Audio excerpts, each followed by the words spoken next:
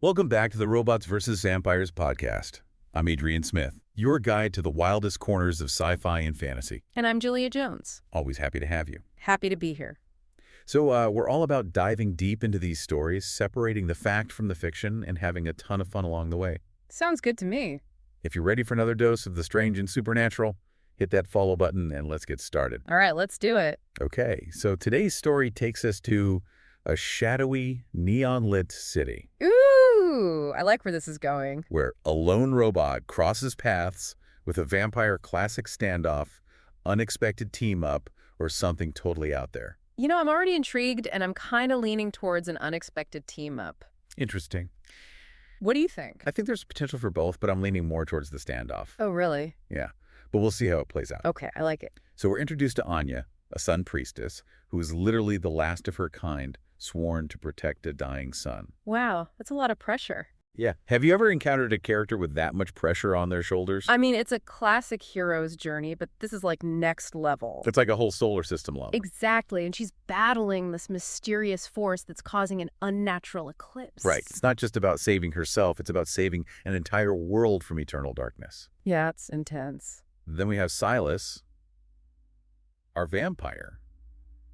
He's not your typical bloodsucker. Oh, really? How so?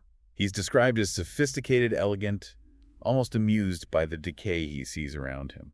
That is not what I picture when I think of a vampire. Right. It makes me wonder if he's more of an observer than an active participant in this world's decline. Mm-hmm. What are your initial impressions of Silas? He definitely stands out from the typical vampire tropes. For sure. His detachment is almost unsettling, like he's seen it all and is just waiting for something or someone to shake things up. I get that feeling too. It's interesting. Okay, so as the sun weakens, the vampires grow bolder, their hunger intensifying. Oh. It feels like the balance of power is shifting and not in humanity's favor. Makes sense. The weaker the sun, the stronger the vampires. Yeah, and it's interesting how the story uses the eclipse as a symbol of that shifting power. Yeah, it's not just a natural phenomenon. It's a sign that something is fundamentally wrong. Exactly. And then Silas drops a bombshell. Okay, I'm listening. He reveals to Anya that the eclipse isn't natural at all.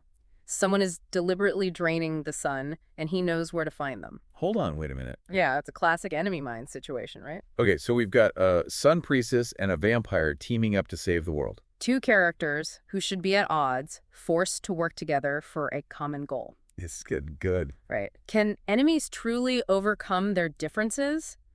What are the potential consequences of such an alliance? And in this case, can you imagine a sun priestess teaming up with a vampire? It's almost unthinkable. But Anya is faced with an impossible choice. Poor Anya. Betray her order and everything she stands for by allying with a vampire, or watch as the world she swore to protect falls into darkness.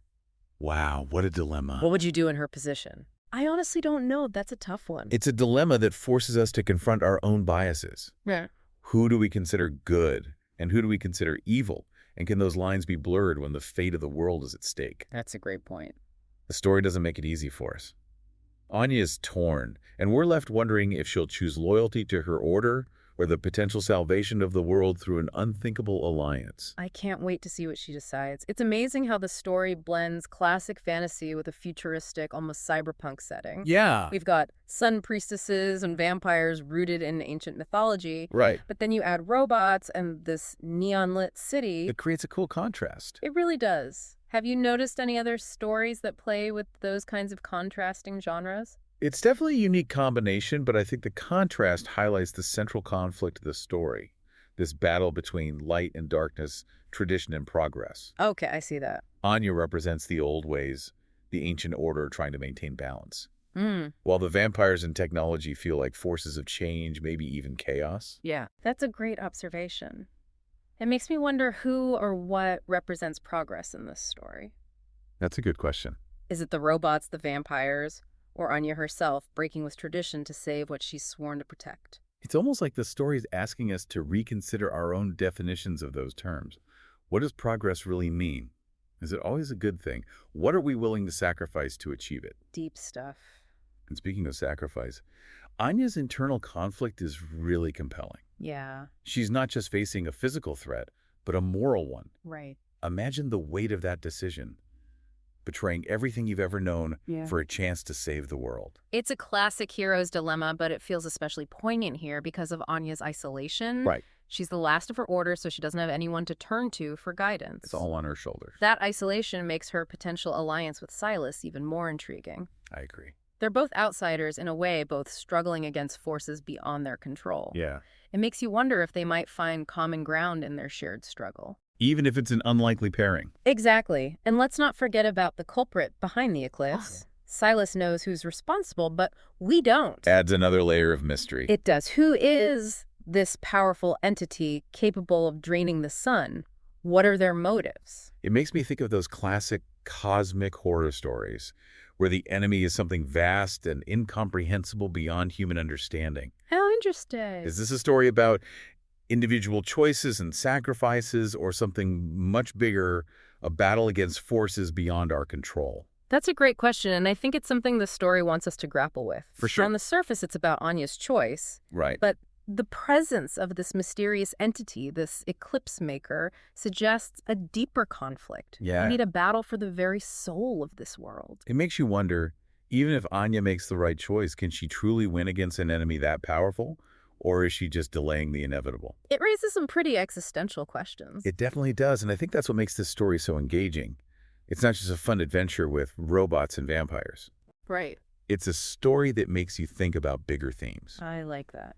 about the nature of good and evil, the cost of progress, the limits of human agency in the face of cosmic forces. Really makes you think. It feels like this story is really playing with our expectations. Yeah, turning those familiar tropes on their heads. You think it's a simple robots versus vampires showdown. Right.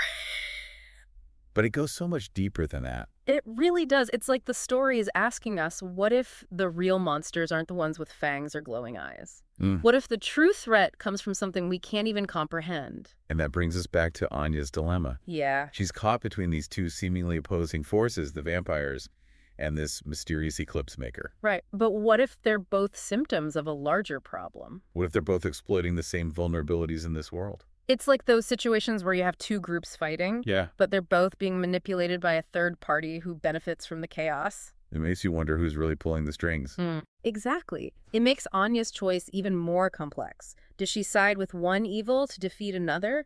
Or is there a third option, a way to break free from this cycle of conflict altogether? That's a question that resonates even beyond this story. I think so too.